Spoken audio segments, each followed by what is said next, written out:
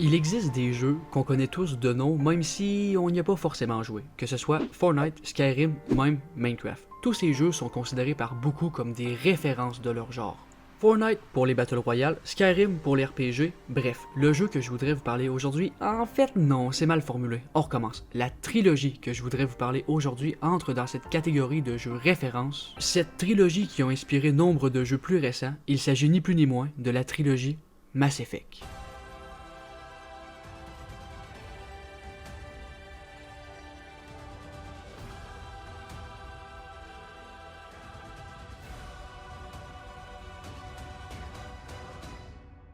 You were born to do this.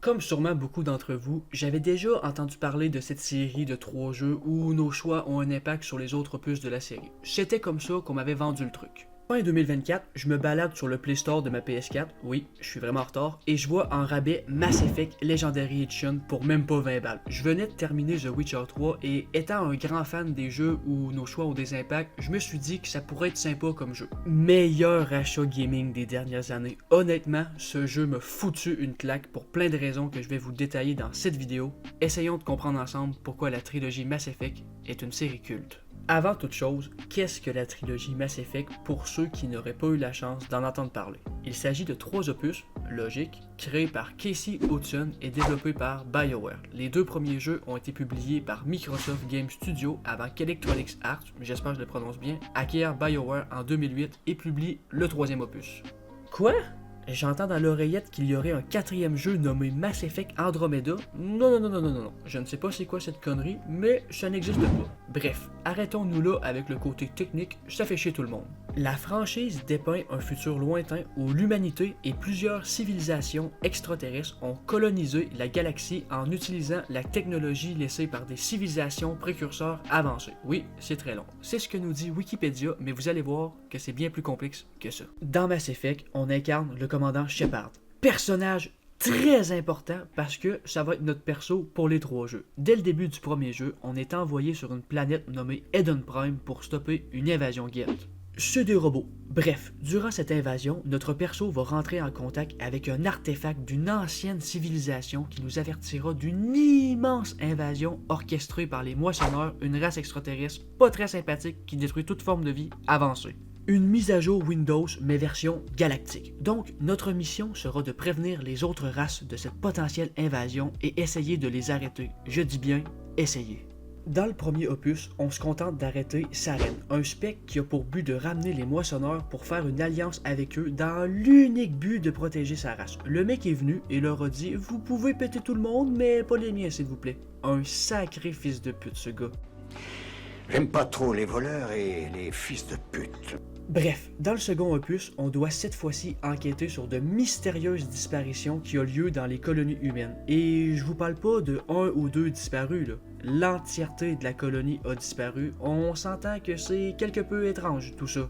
Donc, on devra enquêter sur cela. Et pour finir, dans le dernier jeu, il s'agit de combattre les moissonneurs. Pour ce faire, il faudra allier toutes les races connues pour espérer avoir une chance de les vaincre. Maintenant que je vous ai résumé la trilogie de façon très concise, je l'admets, le but étant de vous spoiler le moins possible et de vous laisser le découvrir par vous-même, on va se lancer dans le vif du sujet. Pourquoi? À mon avis, il s'agit d'une série culte. Le premier point qui m'a marqué dans Mass Effect et qui a rendu cette trilogie aussi culte, c'est son univers. Le lore est d'une richesse incroyable, juste au niveau des espèces extraterrestres. J'en ai compté plus d'une dizaine. Et le plus fou, c'est que chacune des espèces a son histoire, ses croyances, ses particularités physiques et j'en passe. Pour les fans hardcore qui passent des heures sur les wikis pour approfondir leurs connaissances, vous allez être servis. Les devs vont implémenter un codex qui explique en détail un paquet d'affaires. Non, sérieusement, il y en a pour des heures. Et c'est pas tout. Chez BioWare, ils peuvent pas simplement faire les choses bien. Ça doit être exceptionnel. Les codex sont entièrement doublés en français, donc pas besoin de lire, simplement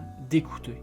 Chose importante à nommer d'ailleurs, on n'a pas obligatoirement besoin du codex pour comprendre, car l'univers de Mass Effect est comme j'aime appeler un univers vivant. Je vous explique. L'univers nous est souvent raconté par différents moyens, que ce soit les dialogues, la narration ou même le game design. Tous ces éléments sont là pour nous permettre de comprendre l'univers sans forcément avoir besoin de lire. Dédicace à Skyrim et ses centaines de livres. Moi j'ai des connaissances en chimie que t'as pas.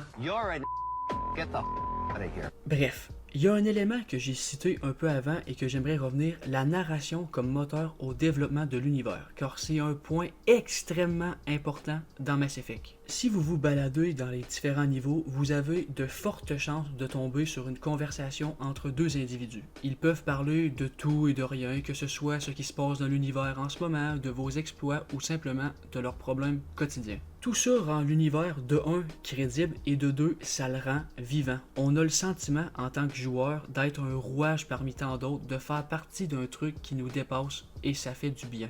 Car premièrement, ça fait changement du héros providentiel à qui tout lui réussit et ça donne de l'importance à nos choix et surtout ses conséquences. Et là on arrive au second point et qui est celui qui a rendu populaire cette série, nos choix et leurs conséquences. Pour ceux qui ne seraient pas au courant, Mass Effect est une des premières séries de jeux vidéo à implémenter des choix qui ont ou auront un impact sur le jeu suivant. Évidemment qu'il y en a eu d'autres par le passé, mais j'ai pas réussi à trouver d'autres jeux avant Mass Effect 1 qui le faisaient de la même manière. Durant les dialogues, vous avez un cercle qui apparaît avec souvent 2 ou 3 réponses possibles. Bon, une des 3 est souvent une question pour avoir plus d'informations, donc on se retrouve souvent qu'avec 2 choix possibles. Mais là où ça devient intéressant, c'est que ça arrive extrêmement souvent. On n'est pas sur 2-3 choix qui changent un peu l'histoire là. Non, vous façonnez constamment votre histoire, avec les centaines de choix qui vous sont proposés tout le long de l'aventure. Tous ces choix font en sorte que nous, en tant que joueurs, on se sent personnellement concernés. Ben oui, pour une fois, c'est nous qui décident. Ouais, mais c'est pas toi qui décide. Non. On n'est plus juste des spectateurs, mais bien des acteurs du jeu. Mais parlons de ces fameux choix. Est-ce qu'ils ont une réelle importance ou c'est plus anecdotique? Car parfois, on a des jeux comme Skyrim ou Fallout 4 où certes, on a des choix de dialogue, mais en vrai, ça sert pas à grand chose, c'est un peu décevant. Pour ce qui est de Mass Effect, les choix ont un réel impact. Le jeu va même jusqu'à questionner notre propre morale avec des choix plutôt tendus du style « Est-ce qu'il faut exterminer une race car elle a foutu la merde dans le passé? » Dédicace aux Juifs. Oh my god, c'est terrible ce que je viens d'écrire, désolé.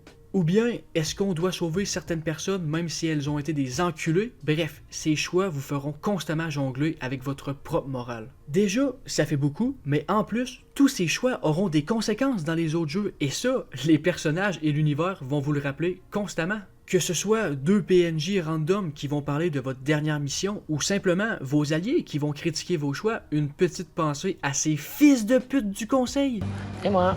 Bref, tout ceci est mis en place pour mettre constamment le joueur devant ses choix et surtout ses conséquences. Et pour ce faire, BioWare a eu 2 idées de génie. La première est son univers, que j'ai parlé précédemment, et la seconde, créer des personnages secondaires exceptionnels. Pour ce qui est des personnages, on est très loin des personnages insipides et mal écrits qu'on connaît tous dans les AAA actuels. Qui se rappelle des noms des personnages secondaires des derniers Assassin's Creed? Personne! Non, là, on a des personnages avec une histoire et une personnalité. Chaque personnage est unique et cohérent avec ce qu'ils sont. Je prends l'exemple de Rex. T'as pas une gueule de porte-bonheur. Rex est un Krogan, une espèce relativement agressive et passionnée par le combat. Eh bien, dans ses dialogues et sa personnalité, ça se ressent qu'il est un Krogan, ce n'est pas juste un skin différent qu'on a mis sur un putain de PNJ. Bon là, déjà, on a fait mieux que bien des jeux, mais ce n'est pas tout. La mentalité de chacun évolue au fil du jeu, dépendamment des choix qu'on a fait durant l'aventure. La perception que les autres ont de nous et des autres évolue au fil de l'œuvre. Par exemple, si un personnage perd un être cher, il va être changé par ce qui s'est passé. Cela se ressent beaucoup dans les dialogues. J'imagine pas le nombre d'heures passées par les doubleurs à enregistrer un nombre incalculable de répliques en fonction des choix du joueur. Rares sont les jeux auxquels je me suis autant attaché aux personnages et je pense qu'un des trucs qui m'a beaucoup marqué, c'est le nombre de personnages secondaires qui marquent l'œuvre. On n'est pas juste sur 2-3 persos secondaires bien écrits, là. Non. On est sur plus d'une dizaine. Et là, je compte juste les persos qui feront partie de notre escouade, là. Pas tous les autres qu'on rencontre, mais qui auront moins d'importance, car là, on dépasse la 20aine facilement. Parce que dans Mass Effect, notre escouade change d'un jeu à l'autre. Certains persos restent, mais beaucoup changent, ce qui crée un sentiment de découverte. Le jeu regorge de petits détails pour nous rattacher à ces personnages, que ce soit une photo de notre groupe durant une soirée, ou bien ce mur. Ce mur où il est inscrit différents noms n'est pas sans importance. Il s'agit de tous ceux qui sont morts durant les 2 premiers jeux. Une manière de nous rappeler d'eux, même après leur départ. Sérieusement, donner une médaille aux développeurs pour avoir pensé à ça, ça paraît si anecdotique, mais en même temps, si important. Tu touches à ma sensibilité.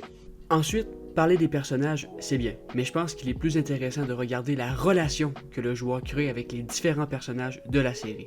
J'ai parlé précédemment des personnages et à quel point ils sont bien écrits, mais ça serait très réducteur de les réduire à cela. Certains de ces persos m'ont accompagné durant plusieurs mois, en fait, tout mon hiver 2025, et pour la première fois dans mon expérience vidéoludique, je me suis vraiment attaché à ces personnages. Que ce soit Garrus, avec qui j'ai adoré discuter tout le long de mon aventure, Liara, avec qui j'ai développé une relation intime. Oui, gang, j'ai réussi à la baiser. On n'est pas xénophobe, nous, ici.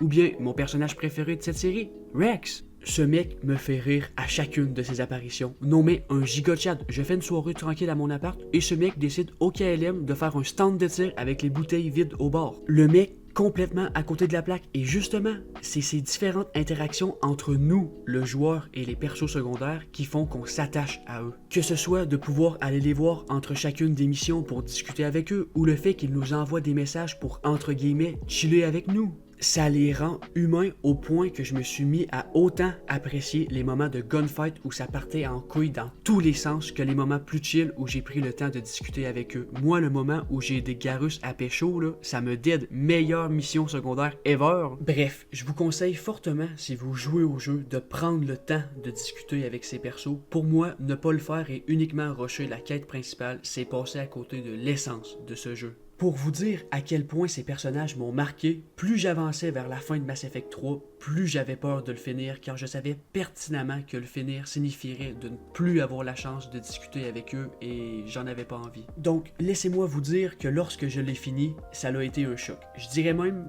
un deuil. Je me sens mal d'utiliser ce terme parce qu'on parle d'un jeu et que c'est complètement con de dire que j'ai vécu un deuil, mais j'ai pas d'autres mots pour vous décrire ce que j'ai ressenti. Bon, je vous rassure, maintenant je vais bien.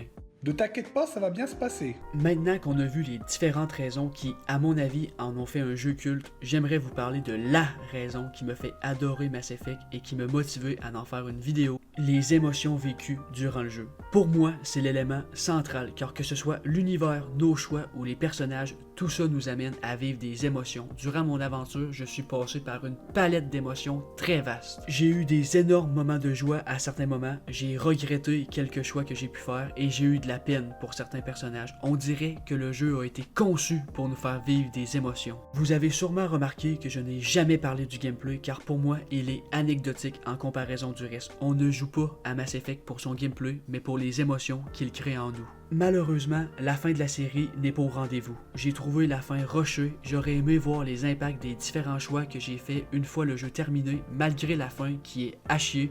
Je me console en me disant que ce n'est pas l'arrivée qui est le plus important, mais le voyage. Avant de conclure, j'aimerais vous parler du remaster rapidement. J'ai trouvé le jeu très beau, je ne sais pas comment était le jeu original, mais les graphiques du remaster sont vraiment sympas. Il m'est arrivé à plusieurs reprises de simplement m'arrêter durant un niveau et contempler le paysage, les effets du soleil sont maîtrisés. Seul défaut par contre, parfois la synchro labiale est partie à la cueillette aux champignons, je sais pas si c'est dû à la VF qui est de très bonne qualité soit dit en passant, mais clairement des fois c'est décalé. Hormis cela, rien d'autre à dire sur le remaster. Pour la conclusion, je n'ai pas réussi à en trouver une qui me plaisait réellement. Et évidemment, je vous invite tous à jouer à ce jeu. Si vous le voyez en rabais pour quelques dollars, c'est une expérience à ne pas rater. Comptez une centaine d'heures pour terminer les 3 jeux, sans compter la rejouabilité qui est monstrueuse. Et évidemment, je me doute bien que pas tout le monde vont apprécier le gameplay, mais je suis certain que tous peuvent apprécier le message de ce jeu. Pour ma part, c'est un jeu qui m'a marqué et qui restera longtemps dans ma mémoire comme l'une des meilleures expériences vidéoludiques que j'ai eu la chance de faire, en espérant vous avoir bien transmis mon amour pour ce jeu.